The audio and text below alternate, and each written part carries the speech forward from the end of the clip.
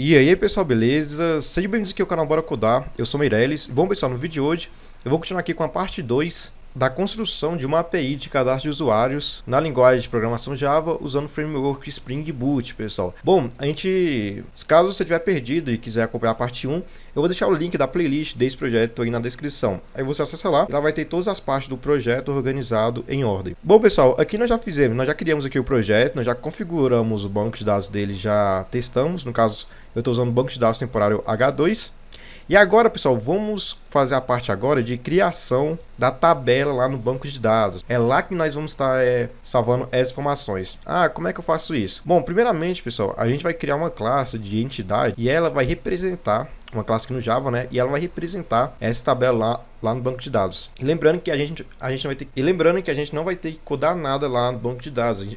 A gente não precisa ir lá e fazer, sei lá, um create table e criar a tabela. Bom, pessoal, então aqui na pasta, aqui no pacote aqui do projeto principal aqui, você vai apertar com o botão direito, New Package. Aqui, pessoal, a gente vai criar um pacote chamado Entity. Aqui vai ser meio que como se fossem as pastas que vai ter as classes de entidade do projeto, que são as classes que representam lá no banco de dados. E aqui você pode criar uma nova classe, vai apertar com o botão direito, New Java Class. Vamos escrever usuário. O nome da classe vai ser usuário. Agora aqui a gente vai colocar as informações que essa tabela usuário vai ter. Então vamos criar aqui as variáveis que vai ter da classe. Então vamos colocar aqui as informações que a gente quer que tenha o usuário. Então, sei lá, private string nome, a gente quer saber o nome dele. Nós também vai querer saber a idade dessa pessoa. Lembra, eu não vou deixar esse banco de dados performado, pessoal. Eu vou só criar aqui os tipos mesmos. Tem um jeito melhor de você fazer para não ficar ocupando tanto espaço. Como por exemplo, idade. Idade, sei lá, no máximo a pessoa vai ter, sei lá, 100 anos. Então, tem uma forma melhor de você reservar espaço lá na memória do banco de dados. Mas a gente não vai mexer com isso, vai ser mais simples o projeto.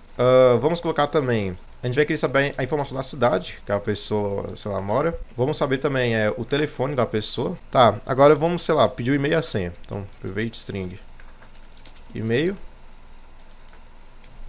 private string senha. Agora, vamos colocar uma anotação aqui em cima da classe. Para representar que essa classe aqui é uma classe entidade, você vai colocar arroba e entity. Assim. Essa anotação, pessoal, fala lá para o Spring de JPA, você lembra aquela dependência que a gente colocou lá para nos ajudar na hora de desenvolver aqui a conexão com o banco de dados?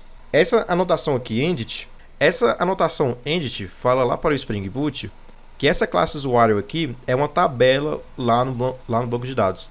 Inclusive, se você quiser, você pode até também trocar o nome, tipo assim, o nome que você quer que tenha lá, o nome dessa tabela que vai representar essa classe. Só você coloca arroba, table, assim. Você coloca parênteses, coloca lá name, recebe, coloca name, viu? Não coloca nome em português. E assim coloca o nome da tabela, sei lá, tabela db usuário. Assim, tabela de usuário. Beleza. Agora, pessoal, nós vamos criar aqui o ID. Para isso, você vai colocar arroba. Bora primeiramente criar a variável. Você vai colocar private long id, o tipo, beleza. Aí em cima disso vai colocar a anotação id, arroba id. Com essa annotation arroba id, a gente indica que esse campo aqui id é a chave primária da tabela. E toda entidade, pessoal, toda tabela, na verdade, você precisa ter uma chave primária. E no caso nosso vai ser o id aqui do usuário. E para toda vez que a gente adicionar um usuário novo, automaticamente esse id for crescendo, por exemplo, nós vai adicionar o primeiro usuário, o id dele vai ser 1. O segundo vai ser 2, o terceiro vai ser 3. Para fazer isso automaticamente, você vai colocar aqui, ó, embaixo do id, arroba, generate value, entre parênteses, estratégia, recebe, generation type, ponto, ident.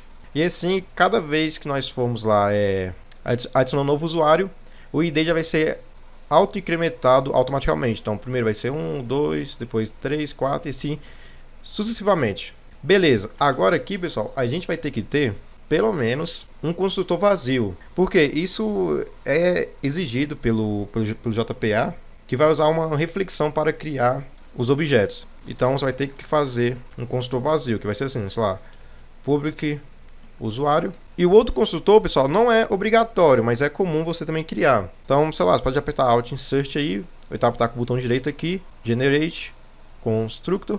selecionar tudo e ok. Lembrando que esse segundo construtor aqui não é obrigatório, mas geralmente é comum criar ele. Alt, Insert, então um botão direito, Generate, e cria aí os métodos toString não, Getter e Setter. Então você clica aqui neles, pode selecionar tudo, ok. Pronto, pessoal, então tá aí, tudo criado.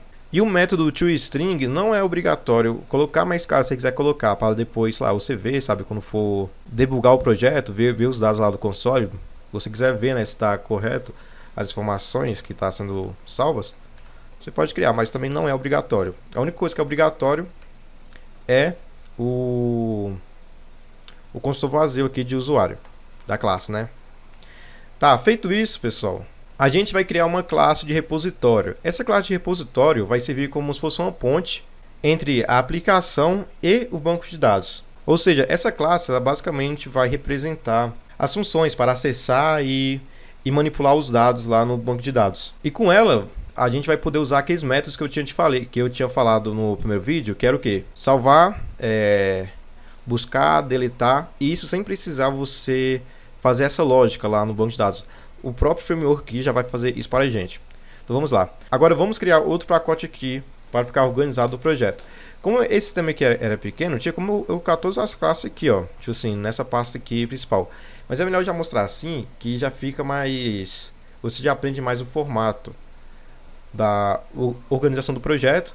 Aí quando você for criar algo maior, já deixar tudo bem organizado. Você vai apertar com o botão direito, New, Package, e vai escrever Repository. Pronto. Você vai criar com o mesmo nome aqui da classe usuário, só que você vai adicionar Repository na frente. Então, botão direito, New, Java Class, usuário, Repository. Pronto. Agora aqui, eu errei. Não é classe, é interface. Você vai escrever interface. Pronto. Você troca o class por interface. Agora aqui, ela vai herdar o JPA Repository. E se você já sabe o básico, mas pior, se você já sabe a herança, basicamente aqui a gente vai herdar todos os métodos, todas as funções que tem nessa classe.